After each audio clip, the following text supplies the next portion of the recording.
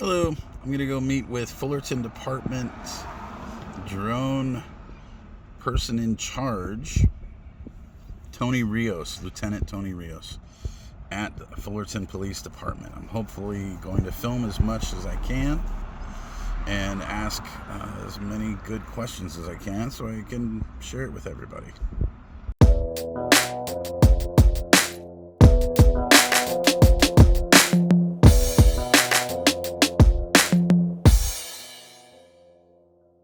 So Fullerton Police Department, we're doing Flying Line offers basically a 4-week trial for DFR to kind of try it out, see if it works for us. So we took them up on that opportunity. There is a cost involved. It's 4 weeks. So we're flying Wednesdays, Thursdays, Fridays, and Saturdays. Basically 4 days a week, 10 hours a day for 4 weeks. We're flying Wednesdays and Thursdays from 2 p.m. to 12 a.m. Wednesday, Thursday, Fridays we're flying from 4:30 p.m. to 2:30 a.m. We have a robust downtown, and so we want to be able to provide overwatch for that. So in the city of Fullerton, it's 22.5 square miles. We're one rooftop location for the drone first responder, which covers pretty much the central part of the city. So we cover the 91 freeway to the south, Euclid to the west, basically Hillcrest Park, just north of Chapman to the north, and Raymond to the east. And that is our kind of operational area that we're flying. And then Stephen could talk a little bit maybe more about obviously legalities, line of sight, and things like that. So we're in our 4th week. We've had a lot of great success stories. We're able, for us, it's be able to provide overwatch, help officers on the ground, to clear calls. We're able to clear calls without sending a patrol officer, which then saves us money, by not having to send 1 or 2 officers on the ground. So we're able to actually clear calls from the air.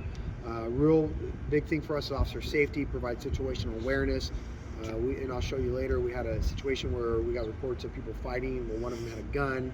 Our drone was able to see the person with the gun, was able to tell officers before they got there and directed them to resolve that problem without having any bad things happen, shootings and things like that. So far it's been very successful.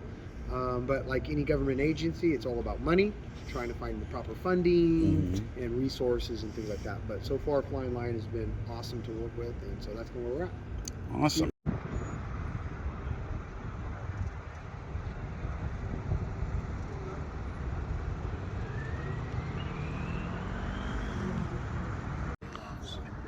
So ultimately, the whole goal of this is to have a drone, it's called Drone as First Responder, is to have a drone get to a 911 call before the police officer does.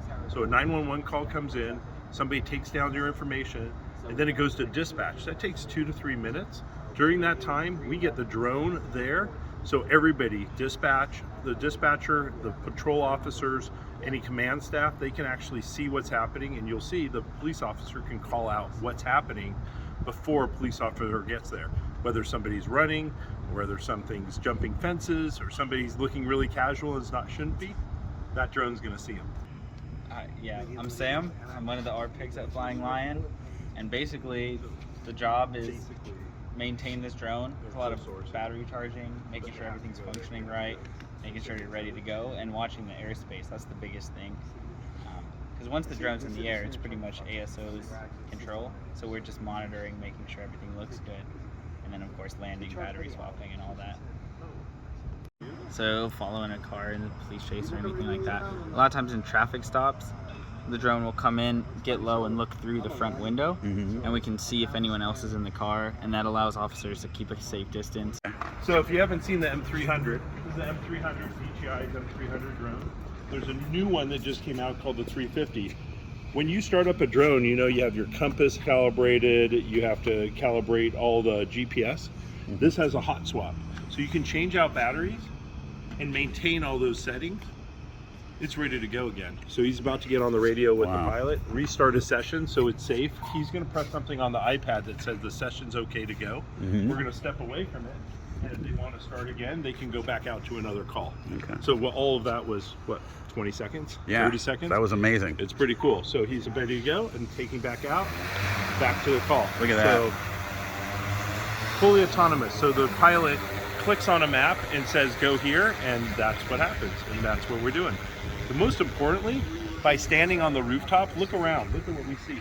We have great situational awareness. Right. So what you have to maintain as a Part 107 pilot is line of sight. This is incredible line of sight. We can see any aircraft that comes through. We can see other drones if they're big enough. Most importantly, we can see the whole airspace. So we can safely maintain.